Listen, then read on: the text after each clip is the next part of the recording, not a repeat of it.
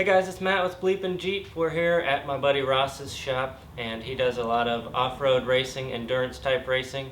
And today we want to show you what is an ORI and what's inside one of these things. So stay tuned.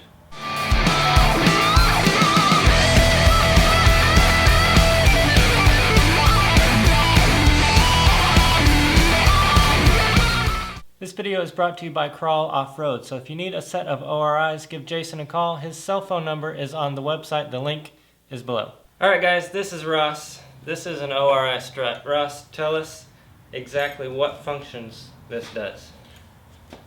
The ORI Strut takes the place of the springs in your vehicle. It also takes the place of a shock, a sway bar, a bump stop, and it does all of the duties that allow your car to go down the road and hit a speed bump, hit a ditch, things like that. So if you're running one of these, you can get rid of your shocks, you can get rid of your coil springs, you can get rid of your bump stop, you can get rid of your limit straps, and sometimes your sway bar. So it takes the place of a lot of other things that you would have to add to your custom suspension if you were building a buggy. It's easy to package an ORI versus all of the other parts that are involved, but there's magic inside. And today we're going to show you what that magic is. So let's take this one and take it apart, see what's inside. ORI Strut uses compressed gas as your spring. It's what absorbs all your impacts and then uses oil to slow all the motion of the vehicle down. So we have a gas in the top and the bottom. One affects your compression, one affects your rebound. And we will take it apart to see where all that goes. And what kind of gas do you put in these suckers? Nitrogen. It is fairly inert, so it does not expand as the temperature goes up and down.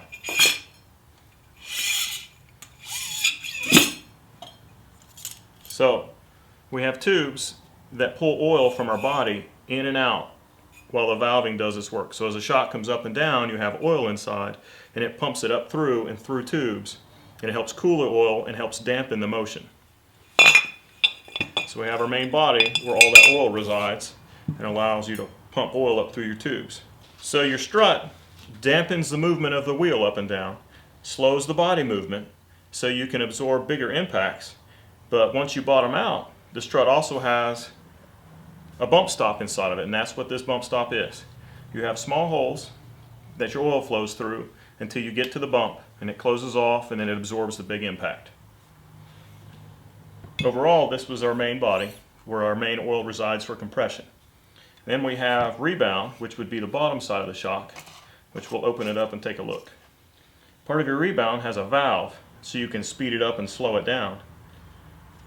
We have balls in each end to help us mount and allow the misalignment of the shock as we go through our travel, uniballs. And then we have our compression here and our rebound here.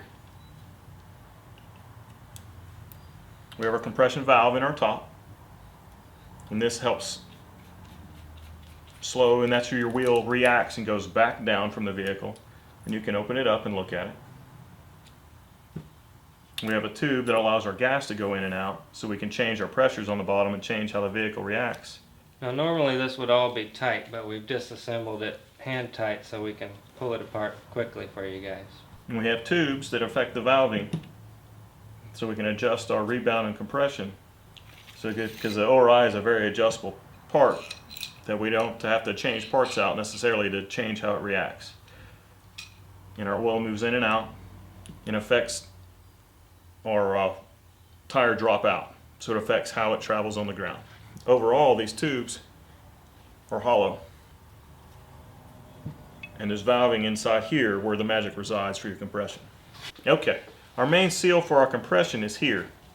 These develop and withstand a tremendous amount of heat, and at full compression, I understand they can see about 2,000 psi of pressure. But when your tire's at full stuff, they do all the work to keep all the oil and the gas inside. Alright Ross, so I've got a very simple mind, so I've got some questions for you that I still have unanswered. What are these tubes for?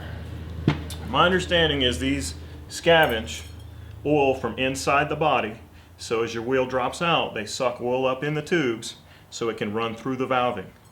This passes oil back and forth along the large outside diameter of the strut so it can cool the oil. As you move oil back and forth through the valving, it heats up. On a which length shock is this? This is a 16-inch ORI. So there's 16 inches of travel. Correct. And you want to set this up in the middle of travel? Traditionally, older ORIs, 4 or 5 years old, you would set up, and prior, you would set up at 8 inches of travel. That's halfway through its motion. Now, if you call ORI prior, they can set your strut up to run at 4 inches of up travel, 5, 6, 7, whatever you need for your build. And from my understanding, a lot of it has to do with the length of these tubes. So when it starts pulling oil and dampening your shock versus just riding on your gas, riding on your spring. So a 16-inch travel shock, basically you want to set it up where you have 8 inches of down travel, 8 inches of up travel for the most part. And at which point do you start hitting those inner stops? Okay. And the oil and the gas? The first couple inches of travel, you travel on gas. So your first couple inches is nice and soft, and you just ride on a kind of an air spring, like a traditional air strut. Past that, you start pumping oil through the valving.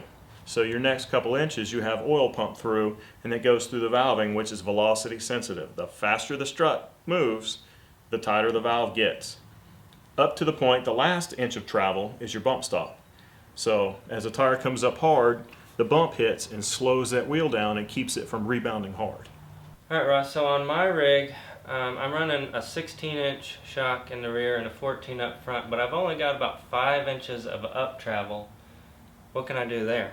Okay, so an ORI prefers to run, if you run a 16 at 8 inches of up travel, you have a couple of inches of each stage.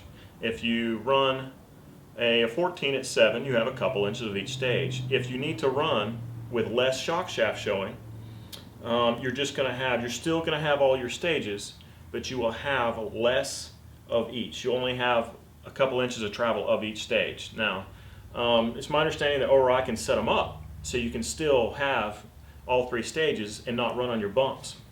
And you can adjust your bottom pressures. So you raise your bottom pressures from 120 to 150, and it stiffens up the ride a little bit, but it keeps you from running through all of that travel in a hurry. So basically what that means is you can still have less up travel, but you're just going to run through your stages faster, so you'll only have maybe 1 inches or 2 inches of that gas and then oil as compared to 4 or 6 inches. Correct.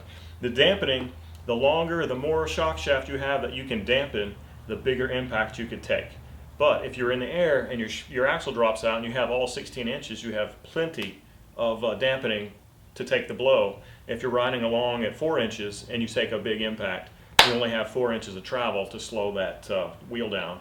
And that equates to your bump stop, and then you transfer that force into your chassis. And you're going to kick like a donkey. Alright guys, that was a basic quick overview of what is inside of an ORI. In a minute here, we're going to make a new video, so make sure to check that out. It's going to be on disassembly and reassembly of an ORI, because there's a lot of parts in here. It can get quite frustrating trying to figure out where these go, so we're going to show you that. So check out that video. Make sure you hit the like button, the subscribe button, and we'll see you next time. Appreciate it. Thanks for watching. This video is brought to you by Crawl Off-Road. So if you need a set of ORIs, give Jason a call. His cell phone number is on the website. The link is below.